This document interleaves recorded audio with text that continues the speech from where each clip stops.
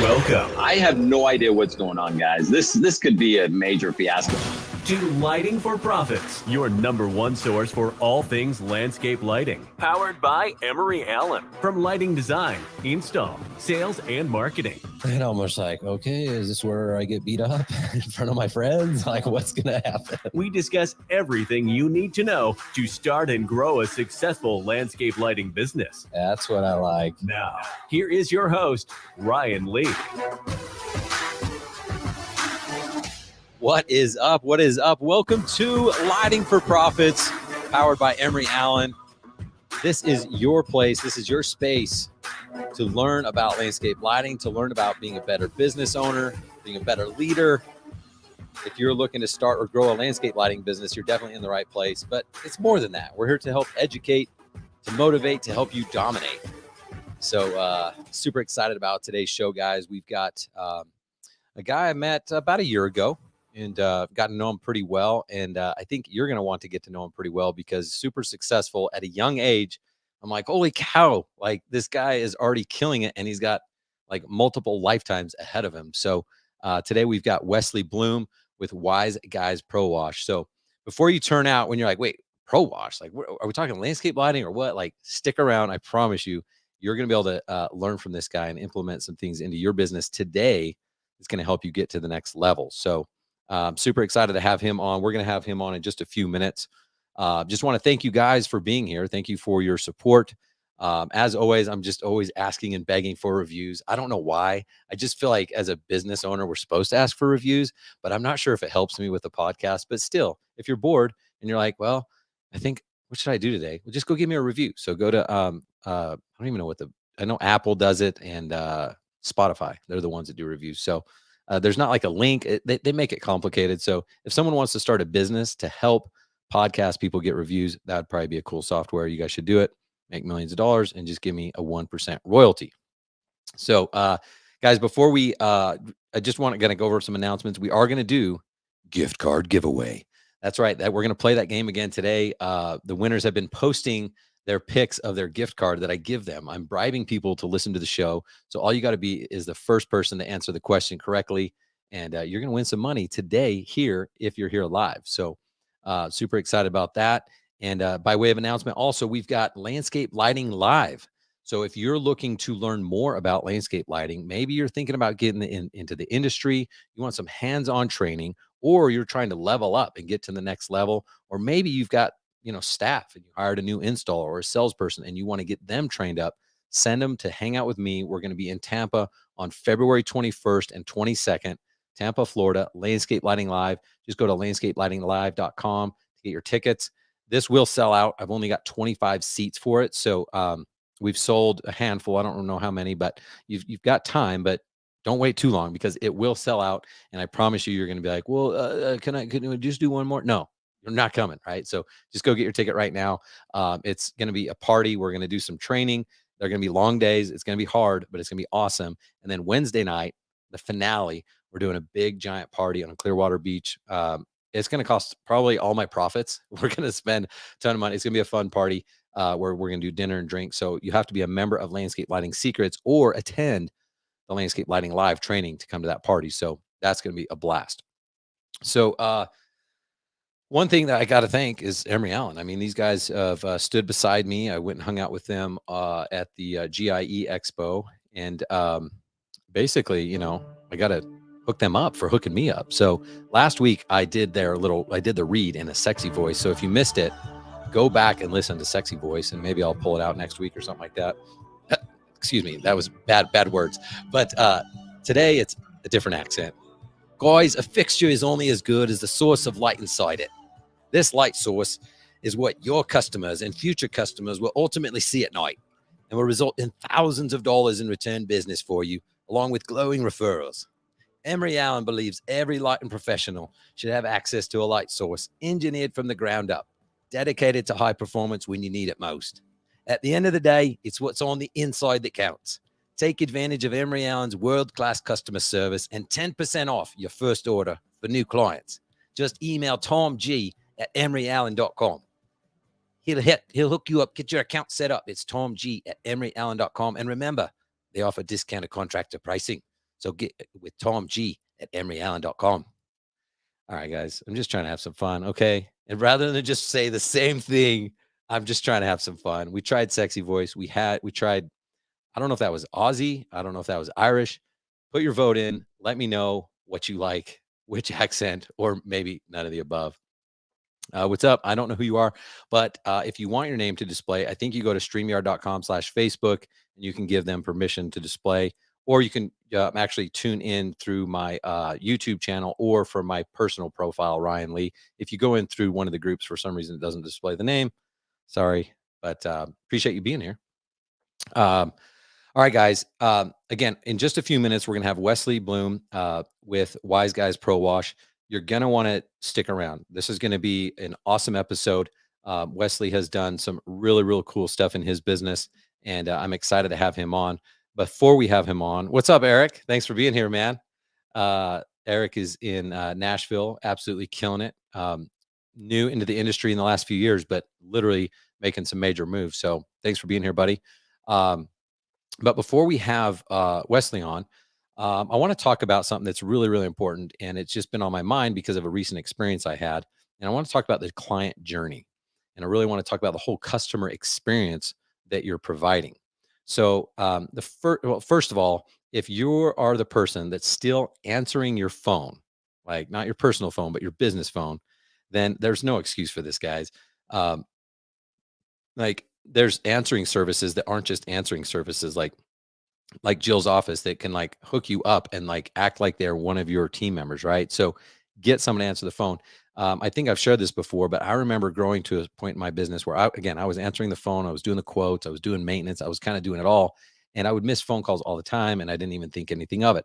Well, one day I got a phone call and I called the lady back. She answered and said, "Hey, you know what? We've already got someone coming out. So, we're good." And I'm like, "Well, yeah, you're getting multiple quotes. That's fine. I can come out when it would be a good time." And she's like, "No, you don't understand. Like, you didn't answer your phone. They did. We're going to go with them." I'm like, "You're going to go with them? Like, how do you know? You haven't even met them?" And it was so frustrating to me at the time. Our average job was $5,000. And so instantly I got hit with, shit, I just lost a $5,000 job. Right. And all because I was too stubborn. I was too ignorant. I wasn't really thinking like that I was missing out on these $5,000 opportunities. So I started to kind of do the math in my head and I was like, man, I missed that call and that lady never called me back and everything else. And it's like, man, there was $60,000 real quick. It was like retained in my mind. And so that made it real easy for me to go hire someone full time to be answering my phones. And at the time, I didn't even know about these answering services and stuff like that. I just thought I had to hire someone full time. I was still nervous because I'm like, we don't get that many phone calls. But in my mind, I didn't care if all they did was help capture those people that we were missing out before. It would pay for that person's job. And when I hired them, I realized there was a lot more that we could be doing, and so they started doing those things as well. But what I really wanted to talk about today was this experience I just had with a dentist. So a couple months ago, my tooth was like really, really hurting, and I was in the middle of this crazy travel schedule. I was out of town, and it started hurting, but not that bad, and then it kept getting worse. And then I didn't want to say anything to my wife because literally I got home from a business trip on a Friday. I was getting home like Friday afternoon, about 3-4 o'clock, and then we were leaving Sunday. And I was like, I mean, what I'm not going to whine and complain to her because there's nothing I can do about it anyway. So I get home and it just kept getting worse. And on the plane, oh my gosh, the pressure of the plane ride home was just like killing me. So I was like, all right, I got to tell her. And so I told her, I'm like, man, my tooth is really hurting. She calls the dentist, which was my old like childhood dentist growing up. I hadn't, we moved to Texas and I hadn't seen him or anything like that. And she calls and I'm like, they're not going to answer their phone at 6 o'clock at night. Dentists don't even work Fridays anyway. Right. So she calls, she said, maybe there'll be emergency line or something. And I'm like, well, we're leaving Sunday. So I'm like, whatever. Well, she calls and sure enough, it's like for, emergencies, press 3 or something. And all of a sudden the phone rings and the dentist picks up and Dr. Duke is like, Dr. Duke. And I'm like, what? He just answered the phone. Like it's Friday night at 6 o'clock. Like who answers their phone Friday night at 6 o'clock? And so she tells him what's going on. He's like, yeah, I can. She's like, but we're leaving Sunday. Is there a chance you could see tomorrow? And he's like, yeah, we can do that. I'm like, holy cow. So literally the guy agrees to meet me the following day, a Saturday at 4 o'clock I get there, he's there with one of his assistants, and the two of them proceed to help me out. And I had to get a root canal on my tooth. It took 2 hours to do this process, and it was insane. They got me I've got veneers on my front teeth, and so I had to get a root canal, and then I had to get a crown. And it's this long story because I couldn't get it all done right then, but at least they could put on a temporary tooth, right? And so I was just so grateful. They got me set up. The next day, Lindsay and I left for our 20-year anniversary. We went to Mexico, and it was great, right? Somehow a miracle happened. Talk about customer service. Talk about the client journey. I mean, this guy is willing to go all in for his clients, right? Now, that's not the end of the story. Like, yeah, that's what you should do, right? Well, I finished my crazy travel schedule. I get back in town. I schedule to go get like the real crown, right? And so he sends me out to this place to get it like custom colored. And I go out there, and it was like a nightmare experience. I'm telling you, like when I went to his office, it was like luxury. You're treated like a king. The level of cleanliness is top notch. The professionalism, everyone's smiling, everyone is nice. I mean, his system is nearly perfect, right? And so I'm used to this client experience. Well, now he goes, "Hey, you got to go get your tooth colored. We don't do that, but you go to this place." I go to this place that's like on the west side of the tracks, if you know what I'm saying, right? This was not near his building. We go out to Taylorsville, and yeah, I can talk trash on Taylorsville because I bought my first house in Taylorsville when we got married, and it's just not a place that I would want to go get my tooth colored. Let's just say that. And so I go out there, and literally this place, it feels like a factory, like a sweatshop. There's all these people drilling and doing all this stuff and making teeth. And I'm just like terrified, like, well, where's the clean room? Where's the professional experience? Where's the smiles? And literally I'm shoved over here onto this table that's not sanitary, and they're holding teeth up to my teeth and touching and not using gloves. And before you know it, the lady's dropping my tooth. It's going in my mouth, dropping the tooth on the ground, which is not sanitary. This is not a lab. Okay. This was terrifying. And I'm not the person that you want to put in these types of situations, guys. My anxiety as I get older has gone through the roof, and it was terrifying. Right. So all I could think about is like, wait a minute, what happened to the client experience? I was like treating this guy like a god pretty much. Like I was telling my wife how awesome his office is and his staff and his process and just how professional it is. I've never been to a dentist that's been like this. And so the reason I bring this up to you guys is because we as professionals are usually good at what we do, right? So if you're good at landscape lighting design, or you're good at landscape lighting installation, or you're good at sales, or whatever the thing is that you do, we're usually good at our craft, but we forget about some of these other things that to us are not a big deal, but to our clients, it's like a nightmare scenario. And one example comes to mind. I remember having a client. We knocked it out of the park. Our guys do an awesome job. We make sure the path lights are perfectly level. Everything's cleaned up. We hand rake the mulch. I mean, we've like detailed this property. Yet that later that night, I get a picture of this guy's hand, and there's some wire clippings from where the guys had stripped the wires, maybe like 5 or 6 wire clippings and a couple staples and a screw or something like that. And that was all he focused on. And he's like, "Hey, just want to let you guys know you guys did a terrible job cleaning up." And I'm like, "Okay, okay." I don't remember the job, but it was a large size job, and he decides to focus on the one negative, right? And it's kind of like my experience. Like my dentist had done an amazing job meeting me. I mean, who answers their phone Friday evening, meets me the next day, does all this stuff? Like they have their perfect processes, and then this little thing of dropping my tooth on the ground. To me, that's not a little thing, but that's what I'm focused on. And I'm like, my relationship is like destroyed now. I'm like, I can't go back to this guy because of something that was out of his control. So I just want to basically throw out that reminder that it's more than just the thing we do. We have to think outside the box and think about, even when we provide an enjoyable experience to a client, what are we doing for follow up? Of course, if someone complains, we tend to, the greasy wheel gets, or the squeaky wheel gets the grease. But what about the people that don't complain? Are we following up with them? Are we really providing that exceptional experience for them? It's not just about being a badass designer or installer, or even being the best at marketing or sales. It's about the entire process. So just take a step back and think about the recurring business that you could get if you actually started to dial in those processes that are outside of your normal strengths. And you don't always see an instant return on this stuff, but I can assure you it pays off down the road. So just want to share that experience with you guys. If you need a good dentist, I got a guy. But if you need your teeth colored, like, I don't know, if someone has a recommendation, hook me up. But I'm going to go back to the dentist because, you know, he like, as long as I don't have to go back to that place, I'm good. But yeah, the tooth is in. It's like a perfect match. They actually did a good job, like on the thing. I would have just preferred it not be dropped on the ground 4 times in front of me. I mean, hell, drop it on the ground behind the scenes. Like, but just give me one office up front that gives me that same professional experience, and then let the dirty work happen behind the scenes. So hopefully you guys can learn from my bad experience at the dentist. But Dr. Duke, still love you, man, if you're listening. And yeah, don't charge me extra now. All right, guys. So it's time. Are you guys ready for us to welcome our guest? I think it's time. Let's do it. 3, 2, 1.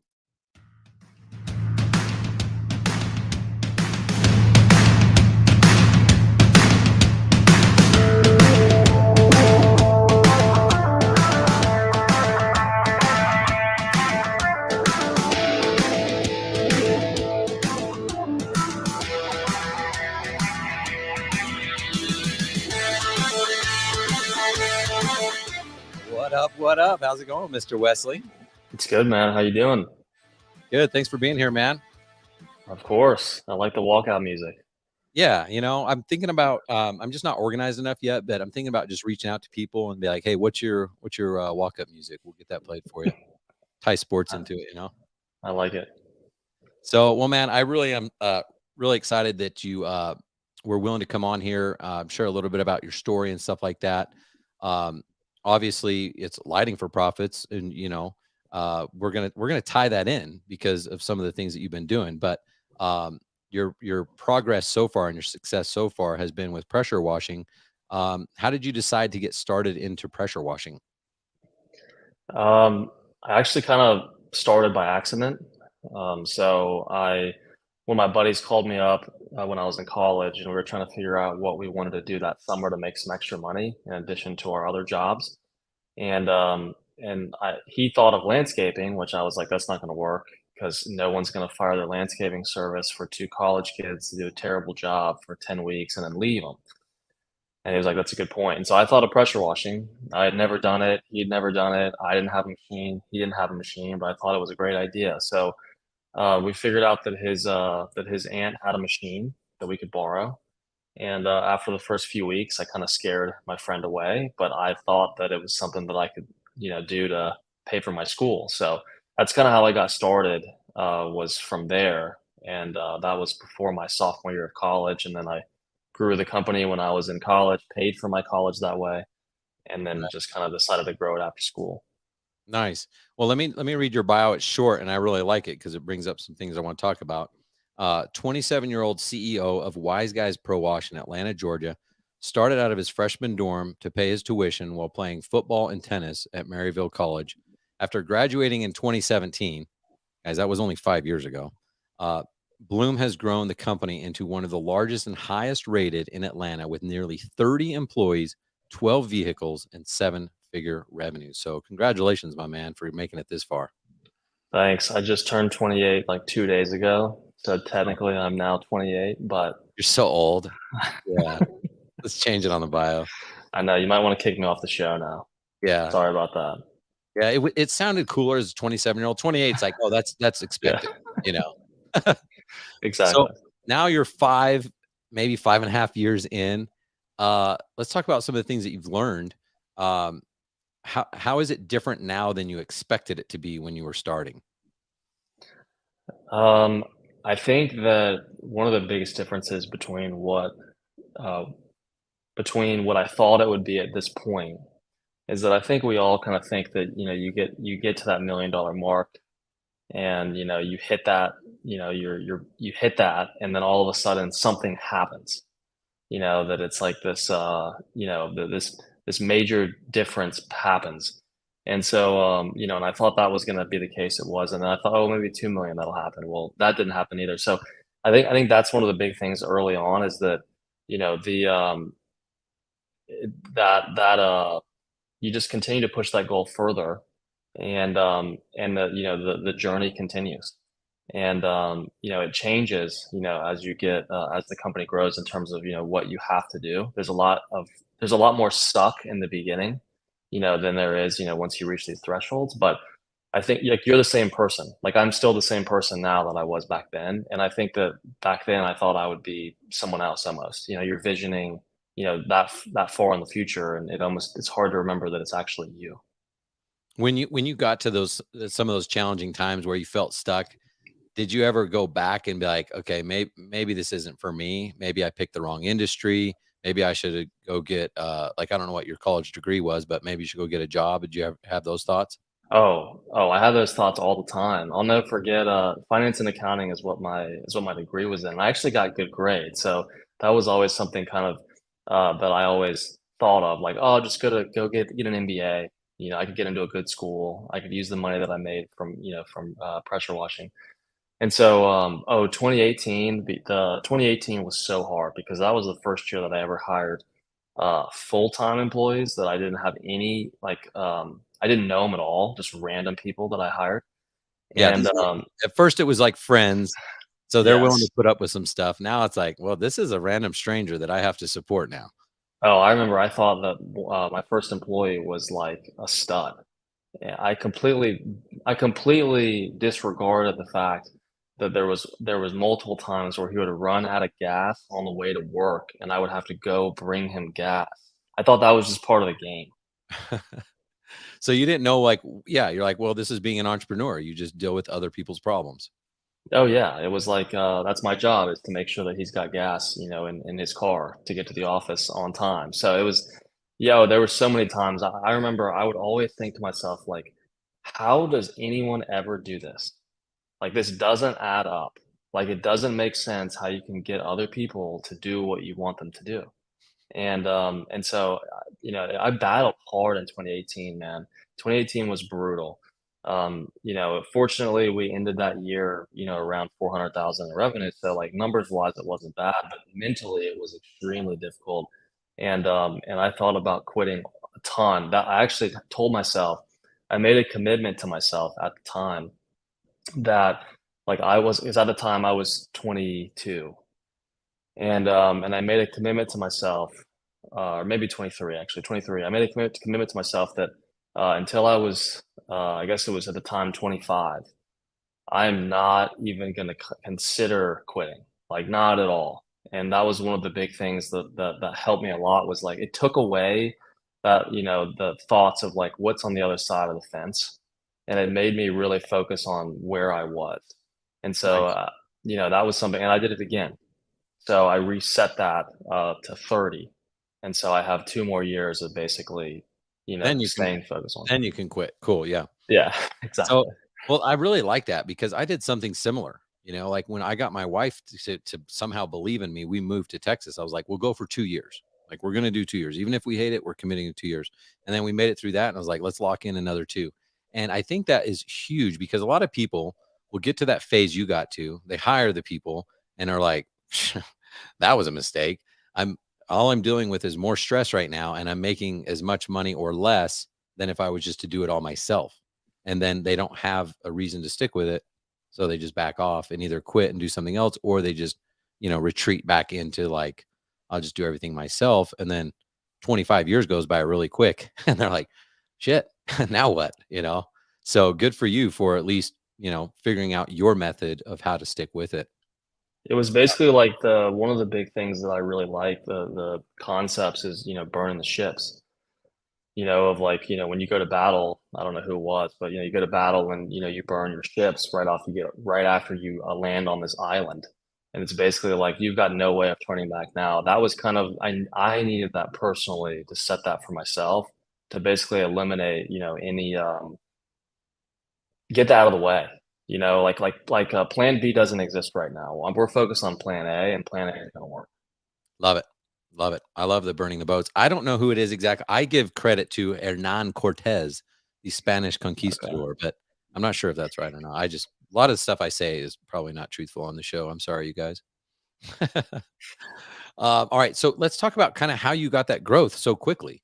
Because honestly, like I know you've got like way bigger goals and you're like pretty ambitious and stuff like that. But I think you should, pause and celebrate where you're at so far, because not a lot of people make it that far, right? And you did it in just 5 years. So, what are some of the things that you attribute your success to up until this point? Consistency, I think, is one of consistency and focus are probably the two biggest things. And what I mean, but I mean like I really mean that. I think it's kind of like cliche thing that people can say, oh, you just got to be consistent. But, for me, it's really in terms of on the personal side, from a leadership standpoint, like I've got to be the same person, the same leader, every day for my team. I can't come to the office one day and be upset, or come to the office one day and be mad because, I had a flat tire or whatever. So I think consistency from that standpoint, and then also just focus. It's as entrepreneurs, we're wired different, and it's easy to see all the opportunities around you, but that's where, staying focused on what you're doing, for me, that was one of the big things was that, I didn't add on a ton of different services in the beginning. I kind of built it up, and that, I think that was one of the keys, that has allowed us to scale, is that when you have employees, less is more in terms of, them having to know how to do things. Yeah, I love that. I mean, focus. I always say statements like this, like focus is the number one thing that prevents people from. And then I'm like, well, there's like 10 number one things in my book, but it gets so many people. It's the shiny object syndrome. It's like, oh, well, what they're doing? Like, maybe I should look into that. And like a customer will say, oh, do you guys build pools? And you're like, yeah, of course we build pools. Like it's just you see that instant gratification, and so that focus is one of, maybe not the top, but one of the reasons why people either make it or don't. Yeah, and one of the other things I would add to that's helped me is the delayed gratification component. It's really easy in the beginning, because you're broke. I mean, I was broke too. I know what that's like, and I don't think anybody likes that. There's no worse feeling in the world that I've found thus far than waking up and not having a single job on the schedule or estimate. I mean, that is like that is just terrible. And so that's what's kind of always been in the back of my mind, is like I never want to experience that again. And so with that being said, it's easy when you go through that feeling that you start having some success in the beginning, that you start thinking, oh, now I can, pay myself a little bit more. For me, it's been very much so a matter of delaying that gratification and then reinvesting that, back into the company. And that's kind of allowed us to kind of multiply, our growth. I've been able to self invest, the company, without having to bring on any partners or anything like that. Love that. Love that. True Seeker, what's up, man? Thanks for being here. Wesley is a leader for sure. So let's talk about this. I mean, you've got a ton of employees, you've got a lot of vehicles and stuff like that. You've got a real business now, not just like a college thing that you're trying to do to make some money to pay for some stuff. Um, that can't be possible without building a team. I know a lot of people struggle with this.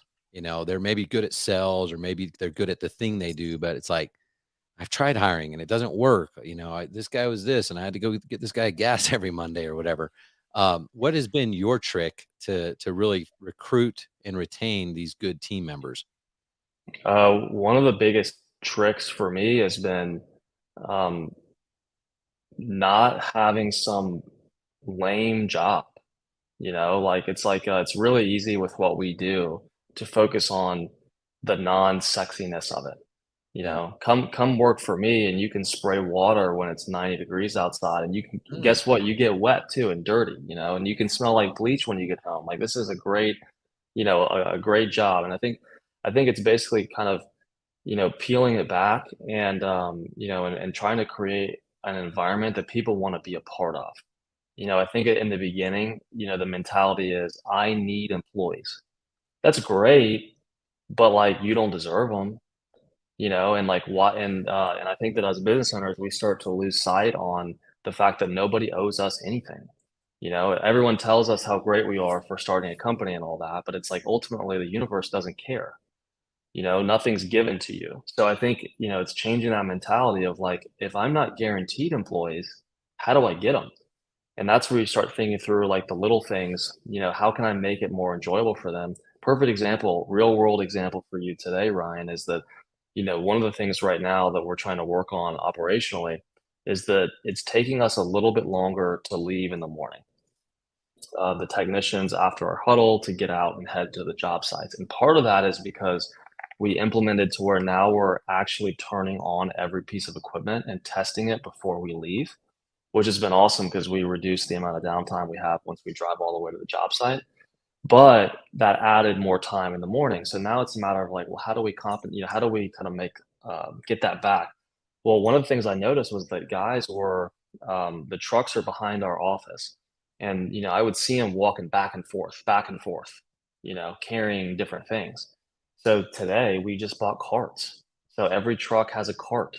So now they put all the stuff that they need, all their personal stuff, the cooler, all that on the cart, and now they're going to roll it out to the truck, and then they're just going to leave the cart where the truck was. And so I think it's how do you make their lives better?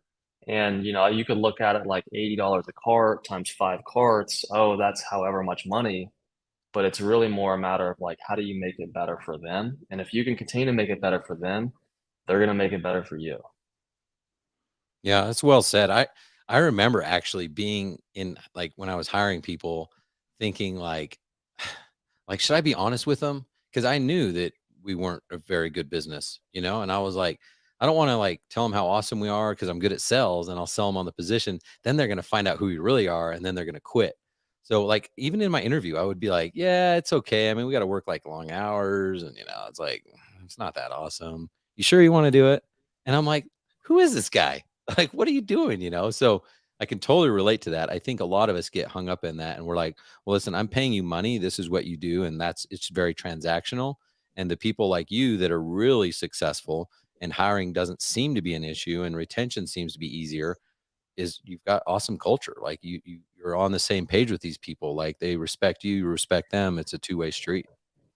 Yeah, I think the respect thing is a key thing. Is you're not better than your employees, right? Like you're on the same team. You win together, you lose together. And so to kind of communicate that, and we're very transparent with our team, in terms of like they know what our sales goal is, they know what we hit, they know what the jobs that they do are, how much they are, they know what they get paid from it. And so that's kind of one of the things that I guess I've tried to think of it as like if I was an employee, because I've been an employee before, I just happened to be super young. It's like how would I want to be treated? It's that golden rule. I think sometimes we overcomplicate things. It's not complicated. It's just difficult. Yep. I like that. So you hit on something. Do you pay for production? Of course. 100%. Yeah. Have you always done that? Yes, actually. No, in the very beginning when I was in college, I would pay people day rates. And I'll never forget, like, and these were like kind of friends of mine. And so like they'd be working on the job and I'd go knock on the door, sell the neighbor, and I'd come back and I'd be like, oh, guess what? Like we're gonna clean Susan's driveway next door when we're done. Like, like guess, I got this for us. And I remember and like you're so blinded at the time. And so I'll never forget they came to me and they're like, hey, look, like we don't want to work till 7:30 at night every day. Like we don't make any more money doing that. Yeah. So transition from that to an hourly with like a small, commission percentage, performance percentage. And because I was too afraid to just go, basically straight performance pay. And it was just kind of lame. Like the performance incentive was so small. It was like great job, great efficiency. Here's an extra $50 this week. It was like it wasn't. And so then we made that switch in 2018, probably the second half of 2018 to a straight, performance structure, commission-based performance structure. Nice. Haven't looked back since. Cool. So yeah, that's been big. I know some people that are like, well, I don't know if I can implement that. They'll say one of the concerns that I hear is like, well, like if you're paying for performance, and are they going to rush the job? And what happens if they rush it and forget something or do it wrong? What types of How do you manage that process? It's pretty simple. So you get paid for the jobs that you complete, and if you have to return, you're not getting paid anything additional.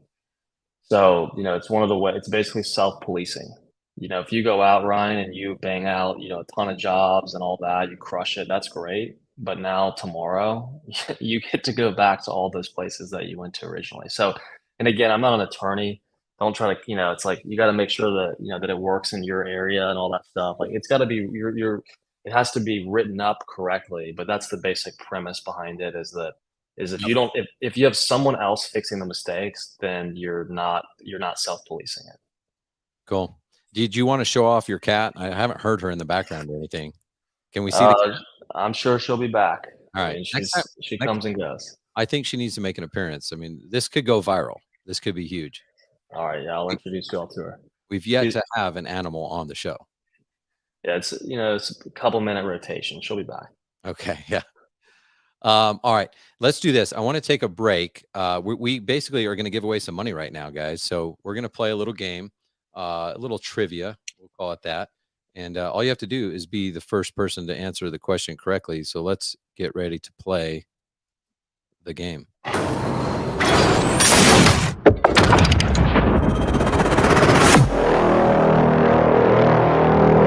Gift card giveaway. That's right. It's everyone's favorite time. It's gift card giveaway. You guys just have to be the first person to answer this question correctly. So let's get to it. And then we'll be right back with Wesley. So, I don't really have any rules. Sometimes I let people answer, sometimes not. So don't just hold off your answer, Wesley, if you want to play, so that other people can get a guess in, in case you do know the answer. So Fair enough. back in the day, guys, I used to see a ton of mercury vapor. You'd see mercury vapor lamps used to mimic moonlighting in trees. And in Dallas, they had these moonlights that were up there like 60, 80 feet in these trees. That's not an exaggeration, way high up there. And to me, I didn't like it. It made everything look like a cemetery and just like death. But people they loved it for some reason. And I never thought it matched the color of moon. So I was like, why is that moonlighting? It looks green to me. Some people thought it looked blue, and everyone just called it moonlighting. But the question for today is, what color temperature are you trying to match if you want to match the color temperature of the moon? So just be the first person to answer that correctly. Basically, what is the color temperature of the moon? And you will get a free $50 gift card from yours truly. Send that to you in the mail. I'm looking for a very specific number. By the way, the rules, guys, doesn't matter if you think you're right. If I don't think you're right, it's not right. So you have to get the right answer here. We got a couple of guesses here. Everyone keep guessing if you're live. We got Manny says 4,000K. That might be Eric at 5,000K. I'm not sure who that is. Keep guessing because those are not right. Wesley, do you have a guess? 2,500K. That's awesome. I have no idea. Yeah, I mean, that's pretty good guess. It's not right, but like sometimes we'll get guesses from people that are just like, 2 or like, you're actually somewhat close. Let's just say that. So, if you guys are here live, just keep like, it doesn't matter if you don't know what you're talking about, just go to Google. Okay. You can get it. If not, Manny is the closest so far. He's really, really close. So we may give it to him. But what I want to do is talk about just color temperature real quick. Play around with different color temperatures, guys, because, oh, look, we got the cat. See? There she is. I What's told her you. name? Ivy. Ivy's. Yeah, this is, oh, look at that. Would you So I look told at you that? it's just a couple minute rotation, she'll be back. Yes, she's back. Oh, this is going viral for sure now. Everybody say hi to Ivy. All right. So the thing with color temp, play around because like you'll see like different types of plant materials, building materials, they completely come alive or die depending on the color temperature you use. And fun fact about color temperatures, I remember when I was getting started, I started my lighting business and I would just act like I knew everything. And that helped me get a lot of jobs. And I would just like tell them what I read the night before on Google or something, But I remember I had a customer ask me, they're like, so are your, do you guys use warm or cool lights? Warm or cool? I had never heard that. I was like, I'm not even kidding. I told them they were hot because it was halogen and they were like 250 degrees or whatever. I'm like, warm or cool? Actually, ours are hot. They'll burn you. And they're like, no, like warm or cool. I'm like, I don't know. I don't know. So I don't remember if I got that deal or not. But look, guys, I came from not knowing what warm or cool is to look at me now. Mom, I made it. I made it through the warm or cool. But looks like we do have a winner here. Whoever this is, shoot me a message because it might be Eric. I don't know. It might be somebody else.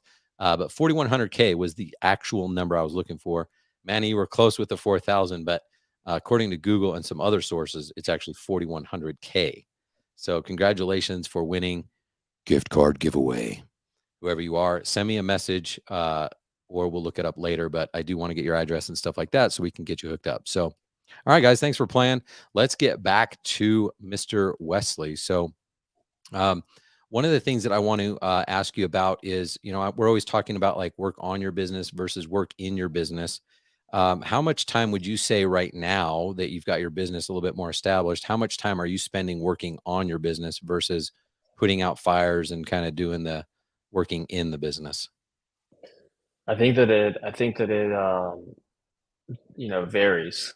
I think that when things are rocking and rolling, I'm able to shift, probably 50%, of my time working on it. And so different seasons, different things that happen, prevent that. So recently it has shifted not in the positive way from that standpoint. We actually added holiday light installation this year. Lighting And for profits. I knew we were going to get here. I just knew it somehow. And so that was kind of a thing. I got kind of sucked into getting that set up a little more than I had originally thought. Hmm. And so now I'm kind of on the other side of that, trying to work back to where I was. So I think but I think it's understanding. I used to get really frustrated, that when that would happen, when I would get sucked back in. But again, it goes back to like you don't deserve anything. You have to earn it all. So I basically kind of eliminated that thought, and it's like, look, if I got to roll my sleeves up for a little bit intentionally, then I will, knowing that I'm going to make sure I get myself back out. I think that's the biggest key is that some guys, you have a little bit of adversity and you're way back to where you were before. You're not ever coming back out to be able to work on your business. Yeah.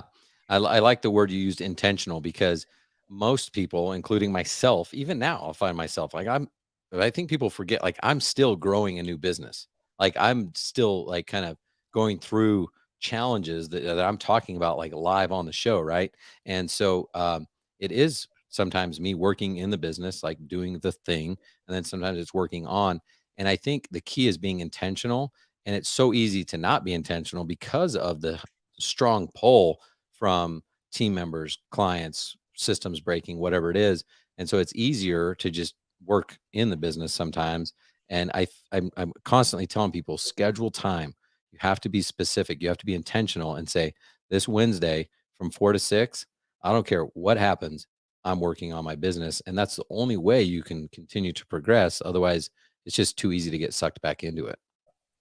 Yeah, 100%. I think it's also when you set those times, you have to pretend that the world doesn't exist.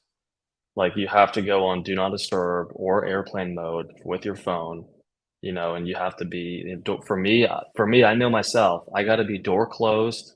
I use Focus at Will, the music service to help me kind of stay. I got really bad ADHD. So I got to go noise cancellation with Focus at Will, with the door closed, with notifications off, Nice. with a timer, like all that. And that's, and so everyone has a different way of doing it. But I think eliminating that distraction is 100, like the TV cannot be on when you're building systems. I'm just telling you right now, it cannot be.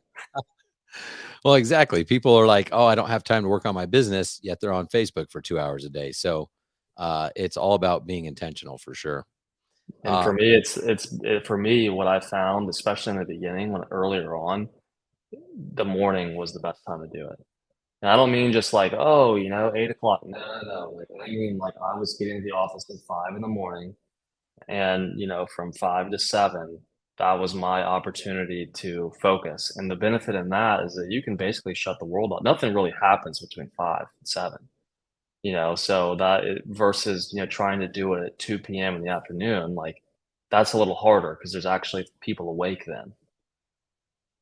I like that. I mean, yeah, why set yourself up for failure when you know, even if you turn on do not disturb, clients are trying to get a hold of you, employees are, your spouse, your significant other, whatever, and no one cares about you at 5 in the morning. So that's perfect, man. Yeah. And is that something you did for a period of time to like really get it going and build momentum, or that's something that you're still doing? So I've scaled it back. So in 2018, I was pretty consistent on getting to the office at 5 in the morning and leaving at about 7:30 at night. And that was consistent in 2018, doing that. And then each year I've kind of toned it down a little bit in terms of like when I've left. And so right now I'm getting closer to a 6 a.m. arrival and 5 p.m. Departure. So that's kind of how it's been for me is that every year I kind of almost shave off 30 minutes as I have more team in place. That's cool. I like that you're being like mindful of yourself, one, and going, okay, I can't sustain this forever.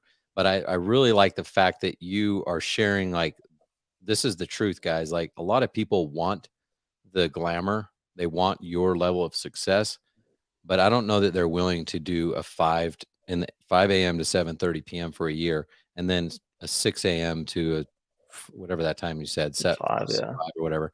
Most people aren't really they might do that for a week or two, maybe a couple months, or through Christmas light season, like I kill it, whatever.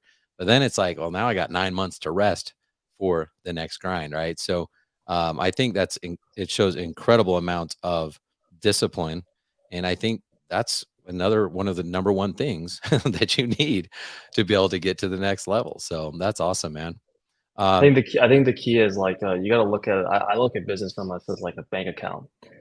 If you're not depositing anything into it, there's nothing to withdraw. And I think that people they want to start the company right away and they want to be like, oh, I only want to work 4 hours, 4 hours a week.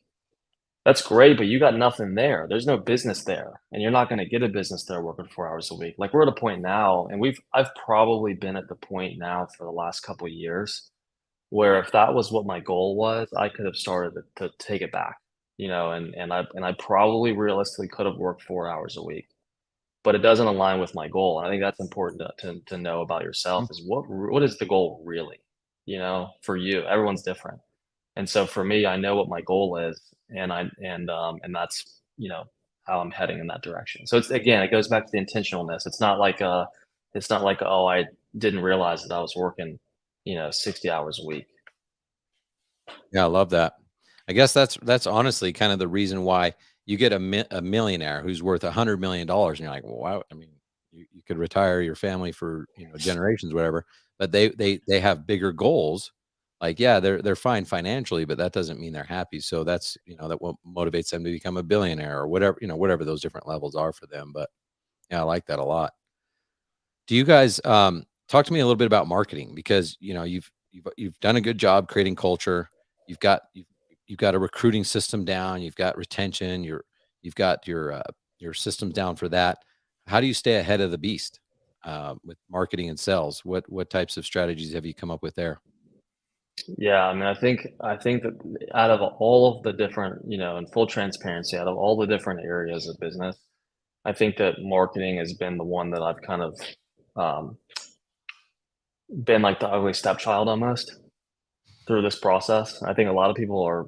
It's not. I understand that it's not traditionally how it is for most companies, but it just has been the way for myself. For us in this process, is that we didn't have like when you look at our marketing strategy up to this point, like it is not sexy at all. People are like, "What?" And that works. And so for us, one of the main things that we do is we put out yard signs. And I don't mean like that we just every once in a while go put out some yard signs. I mean that we have a system in place that every job that we do is required to have a certain number of yard signs, and they have to take a picture of the yard sign, and we check to make sure that they've done it. And so when you get to a point where where we've got, I think we're running right now, it's obviously a slower time of the year, but every once in a while we have all 8 crews out working on the same day, all 8 trucks, you could say. And so, when you're doing that number of jobs, let's say, I don't know, 10, 15 jobs a day, whatever the math works out to, and you're putting, we're basically putting out 50 signs a day, every day, and so, and our service area is actually really small. That was one of the things in the beginning that I said no to a lot of. Atlanta is obviously a big city, and a lot of people are like, "Oh, well, you're in Atlanta, my city's not this big." It's like, well, we only operate in this, in the like five Right. mile radius of this big city. So it's like, so I, so the consistency on the yard signs and the consistency on the reviews, and making that a priority, and then also doing a good job, and having the small service area, and all the trucks are wrapped blue and orange.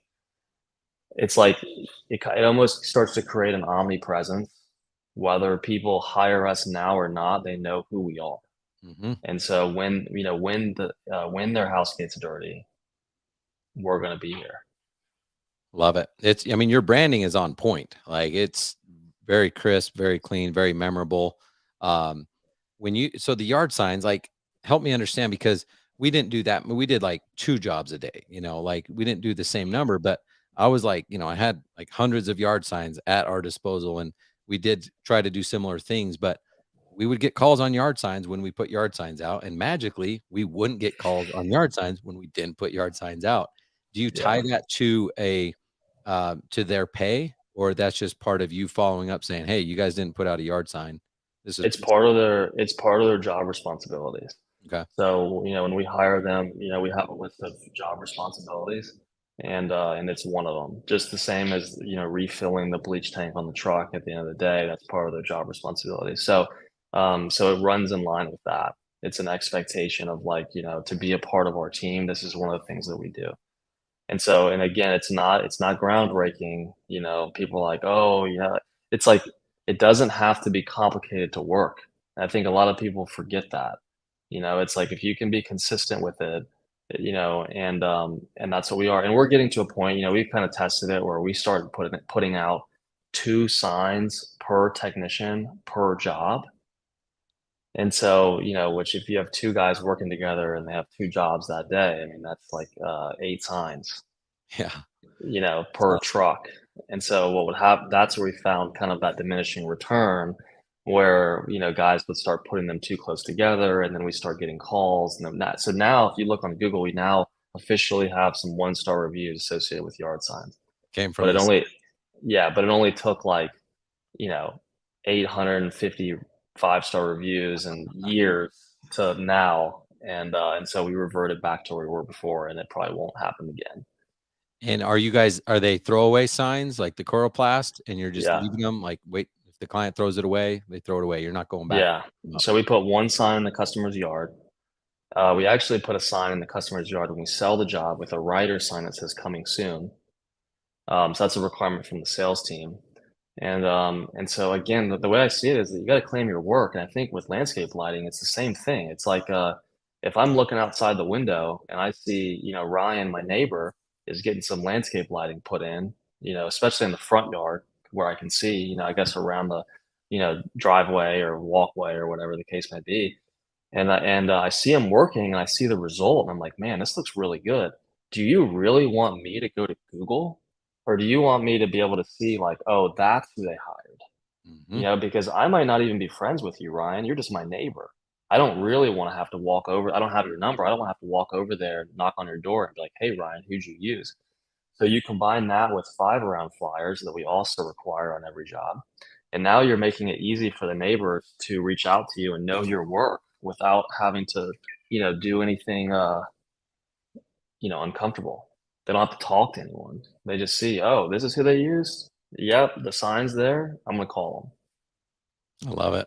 That's exactly how I started and grew my business. And, what's interesting with lighting, people are like, well, we're doing the backyard, so I'm not going to put out a sign because then people will drive by and they'll think we did bad. I'm like, no, no, no. That's not how this works. Cause like take pressure washing. Like can they actually see like from the street, like if you clean their house? Like, not really. It's Nah. just the fact that they're seeing the brand. Maybe they're not ready today, like you said, but they're when they are ready, guess who they're going to call, right? And so I'd have sales guys do that. I'd be like, hey, I noticed you didn't put a sign out. Oh yeah, we're just doing the backyard. I'm like, no. We've talked about this. Like, I don't care if you're just doing a downlight in a tree 400 yards away in their backyard. If we're stepping foot on that property, we're claiming that someone's going to drive by at 2 in the afternoon and go, Yeah. oh, lighting. We're having a party coming up. We need to get some lighting. They're not going to drive by. Not everybody's going to drive by at night to check it out.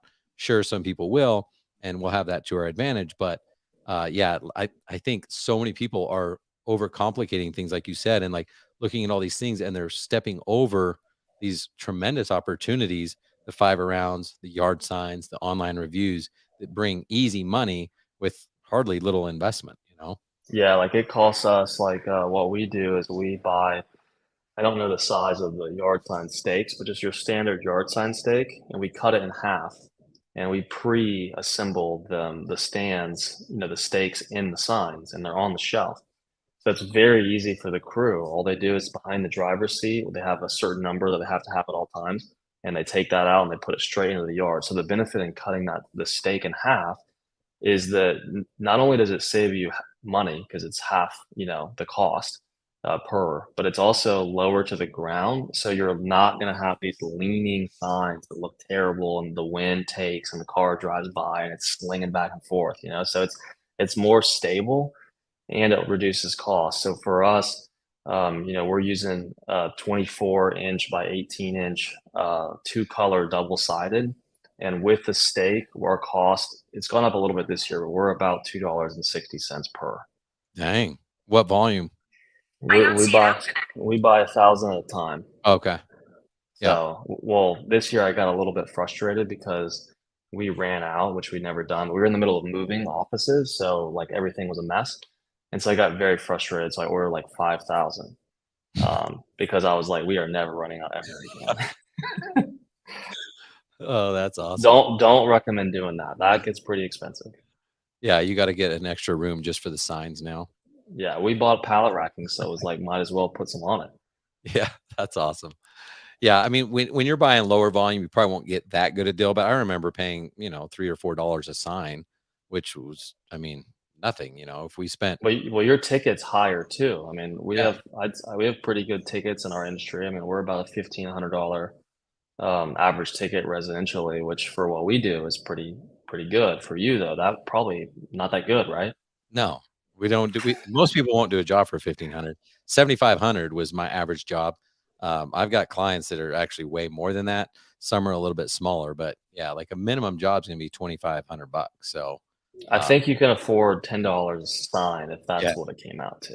right, yeah. I mean, that's the thing. We'd buy 100 at a time, spend $400.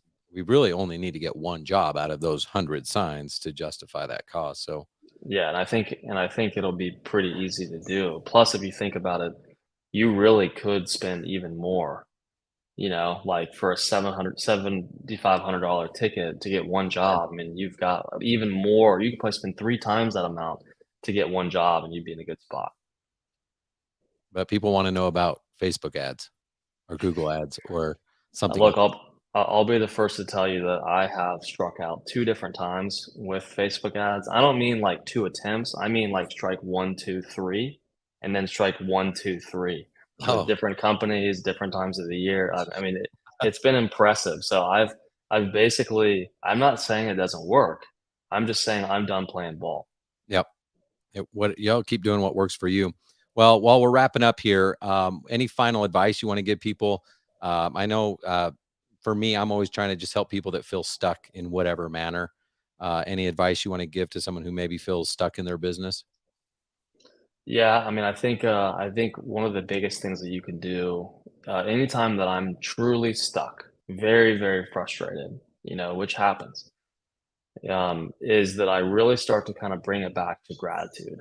I know it's cliche, but it's like, look, we are very lucky that we have our own businesses and that we have the ability to have our own businesses. Again, it goes back to the idea of like, you don't deserve it, And so it's you know, to be able to be in a country and have this opportunity and all this stuff, even with the craziness going on, you know, there's something to be said from that. So that's what I'll do is I'll start to kind of ask myself, like, I'll bring it back to reality. And then so that's in terms of getting stuck. You know, my advice in terms of on, you know, similarly is you got to continue to invest in yourself. You've got to do it. You know, I think that people are scared to spend money on themselves. They devalue themselves. It's like, oh, you know, Ryan, I don't want to hire someone to do this. I'll do it myself. It's like it's a $10 an hour task. Hire someone to do it. And so I think investing in yourself, you know, whether it's you know, getting the right coaching. I mean, look, I don't do landscape lighting, but Ryan, what I can tell you is if I ever do, I know exactly who I'm reaching out to. You know, it's like it's True. shortening the learning curve. You know, That's so good. it's so yeah, that's the, you know, that's the big thing is like don't be afraid to invest in yourself. You know, hire people that can help you speed it up. And you know, it's like you can figure it out. Do you want to take the easy way or the hard way? And for me, I'm willing to trade money for time, you know, and that's how we've been able to do what we've been able to do. Nice, man. That's awesome, man. Well, listen, it always goes by quick. I appreciate you sharing a little bit of your story, a little bit of your experience. If someone wants to get a hold of you or your company, what's the best way to reach out? So the best way to reach out is going to be through Voxer. So the Voxer app, Voxer, and send me a message. It's my name, like Wesley Bloome. That's my handle on there. So pretty easy. And yeah, feel free to shoot me a message on there, and I'd love to see how I can help. Cool, man. Well, I appreciate again. Thank you guys so much for being a part of this. And whether you're live or listening to the recording, just appreciate you guys so much. Talk about gratitude. I'm filled with it every single week that I get to do this. So appreciate everybody, and we'll see you guys next week.